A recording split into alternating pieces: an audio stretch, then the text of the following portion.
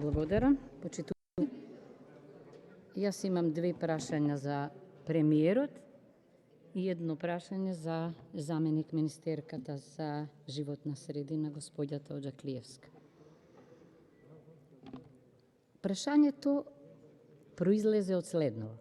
Деновиве по улиците или овде многу граѓани ме прашуваат што ќе се случи ако не им отворат врата на попишувачите и наведуваат дека се плашат од затворска казна од 5 години. Значи, моето прашање ќе биде на кој член од законот за попис, на кој член од кривичниот законник, на кој член од уставот, на кој член од законот за прекршоци се повикувате, кога слушаме како е можно, доколку не ги дадете потребните податоци, не само да добиете глоба како казна, туку затворска казна, па дури и се споменува дека истава казна важи и за потикнувачите. Бидејќи не сте правник, ама вие често пати давате вакви изјави, а родоначалник на оваа чудна филозофија, за жал, беше директорот на Заводот за статистика, јас само ќе ви наведам неколку члена. Уставот.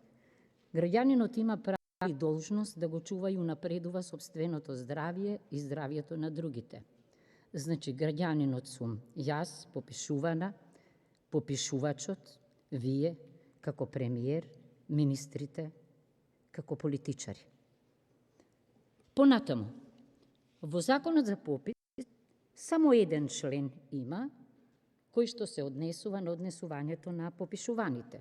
Имено глоба во износ од 200 до 300 евра ќе се изрече за прекршок на физичко лице ако одбие да даде податоци што се бараат од него. Што вели Законот за прекршоци, член 15. Нема одговорност за потикнување и помагање за прекршок, освен во случаи определени со закон. Законот за попис не содржи таква одредба. Значи, 200 до 300 евра е сега законот вели вака за прекршоци. Кога прекршокот е содржен под особено олеснувачки околности, глобата може да се ублажи до општиот законски минимум, кој што изнесува 15 евра во денарска противвредност, ама може да заврши и како опомена, зошто?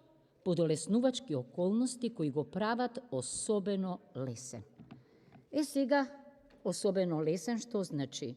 Значи, дека треба да го штитиме здравјето, зашто постои опасност, што мене ме подсетува на оној прекрасен филм Друштвото на мртвите поети, ама да не излеземе ние друштво на мртви патриоти, бидејќи дури и господјата Меркел, Обединетите нации сите, инсистираат на што е можно помалку казни.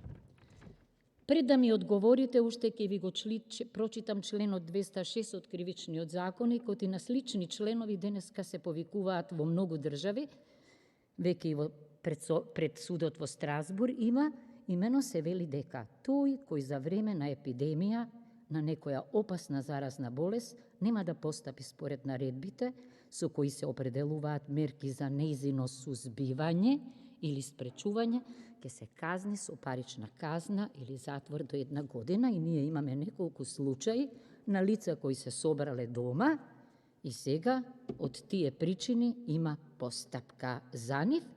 Значи, мојата дилема е, зарем не се повикувате на нешто што не е така. И Уставот на крајот вели во членот 11, физичкиот и моралниот интегритет на човекот се неприкосновени. Физички интегритет е и моето здравје, а морален интегритет е да не ме плашите по телевизија и по весници со казни. И на крајот, неповредливоста на домот. Право на неповредливост 26 на домот може да биде правото ограничено само со судска одлука, кога е во прашање откривање или спречување кривични дела или заштита на здравјето на луѓето. Значи, некој друг може да биде обвинет. Второто прашање се однесува на нешто што после 8 март го слушам од вас, значи членовите ги барам. Имено, веројатно инспирирани од 8 март, голем историски ден, вие многу често себе си се представувате како феминист, а и членови на вашата влада, жени, ве перцепираат како феминист. Мојата, дури и ветивте на спортски настан, а и воопшто, дека до 2024 година сте спремни да остварите 50-50 однос, да станете блиску до природата, оти таа е реален креатор. Ама фактите кажуваат нешто спротивно. И во 2016 вие имавте влада во која имаше само 3 жени, а на крајот, откако си замина еден министер, 8 на 4 жени, и сега од 20 министерки вие имате 4 жени и 2 заменички. Па ве прашувам, дали имате намера да правите реконструкција на владата, бидејќи барем 10 мажи треба да се заминат и 10 жени да дојдат, за да може да го остварите ова прекрасно начело. Инаку феминизмот не е збор, не е потек на перо. Феминизмот е идеологија, феминизмот е светоглед. И она што вие овде мажите и вие министрите не го остваривте, бидете сигурни дека ние, жените од овој парламент, ќе го реализираме. Тоа се прашањата за вас.